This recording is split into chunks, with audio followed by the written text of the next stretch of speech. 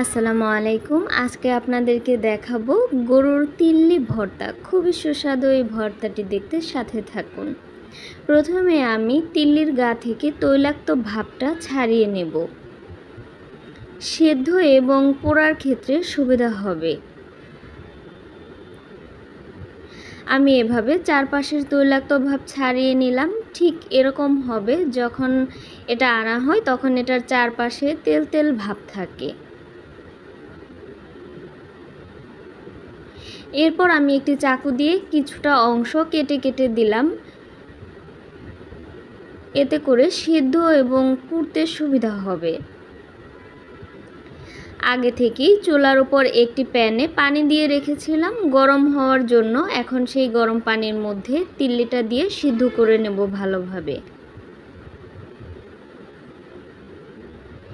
একটু নেড়েচেড়ে দিলাম। এখন ঢাকনা দিয়ে ঢেকে দিচ্ছি। বেশ কিছুক্ষণ সিদ্ধ হওয়ার পর ঢাকনাটা খুলে তিল্লিটা উঠিয়ে নিচ্ছি। এ পর্যায়ে সিদ্ধ তিল্লিটাকে পুড়ে নেব। এটা চুলার উপরে রেখেও পোড়া যায়, কিন্তু চুলায় পুড়িয়ে নিতে অনেকটা সময় লাগবে, তাই সুবিধার ক্ষেত্রে ওভেনে পুড়িয়ে নিচ্ছি। সিদ্ধ করার পর তিল্লিটা পুড়ে নিলে খেতে অনেকটাই ভালো লাগে। দেখতে ঠিক এরকম পোড়া পোড়া হবে। একটু ঠান্ডা করে চাকু দিয়ে বা বটি দিয়ে ছোট ছোট পিস করে কেটে নিতে হবে, যাতে মাখানোর সময় সুবিধা হয়। এভাবে ছোট ছোট করে আমি সবগুলো কেটে নিলাম।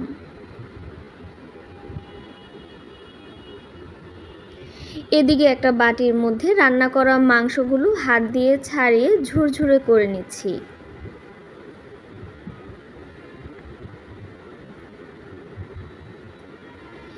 এভাবে সবগুলো মাংস ঝুরঝুরে করে নিলাম। এখন সেই কেটে রাখা তিল্লিগুলোকে আমি মাংসের সাথে দিয়ে দিলাম।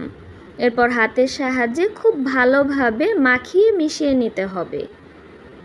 মিশিয়ে নেওয়ার পর কতগুলো কাঁচামরিচ গোল গোল করে কেটে নিয়েছি। 1 কাপের মতন পেঁয়াজ কুচি দিয়েছি, মরিচের গুঁড়া দিয়েছি 1 চামচ, হলুদের গুঁড়া দিয়েছি 1 চামচ, স্বাদ মতন লবণ নিয়েছি, আর চাট মশলা গুঁড়া নিয়েছি 1 চামচ। সেই সাথে সরিষার তেল নিয়েছি 2 চামচের মতন। এরপর ভালো করে সবগুলো মিশ্রণকে একসাথে মিশিয়ে নিচ্ছি। এখন এই সবগুলো উপকরণ একসাথে মাখিয়ে সুন্দর একটি মজাদার ভর্তা তৈরি করছি। এখন একটু টেস্ট করে দেখব ঝাল লবণ ঠিক আছে কিনা। সব কিছুই ঠিক আছে। এখন বাটিতে পরিবেশন করে সবাই মিলে খাবো। এই তিল্লির ভর্তা এভাবে বানিয়ে খেতে খুবই ভালো লাগে। একবার হলেও এভাবে খেয়ে দেখবেন কতটা মজাদার।